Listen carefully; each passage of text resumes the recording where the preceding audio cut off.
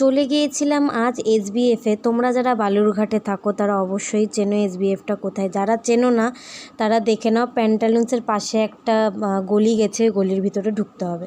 তো চলে যাচ্ছিলাম এসবিএফের ভিতরে, দেখো কি মস্ত লাগছে দেখতে। তো আমি দেখতে গেছিলাম কালকি, যেটা 1:30 থেকে ছিল, কিন্তু আমার 3 মিনিট যেতে একটু দেরি হয়ে গেছিলো। তো মুভি স্টার্ট হয়ে গেছিলো।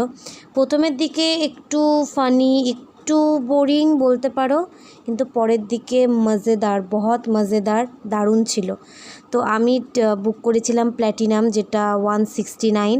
এই যে নিয়ে নিয়েছিলাম পপকর্ন আর ঠান্ডা জলের বোতল। পপকর্নের রেট ছিল 190 আর ঠান্ডা জলের বোতল ছিল 50। আর এখানে অনেক ধরনের ভ্যারাইটিস আছে, যেমন 99 দিয়ে সিলভার, 149 দিয়ে গোল্ড, আর রয়্যালের 249। তো এই জায়গাটা আমি ক্যাপচার করেছিলাম কারণ এখানে আমার ক্রাশকে দেখানো হয়েছে, বিজয় দেবরাকোন্ডাকে। তো দেখো আমি পুরোটা আবার ভালো করে দেখিয়ে দিলাম। নেক্সট ভিডিওর জন্য অপেক্ষা করো।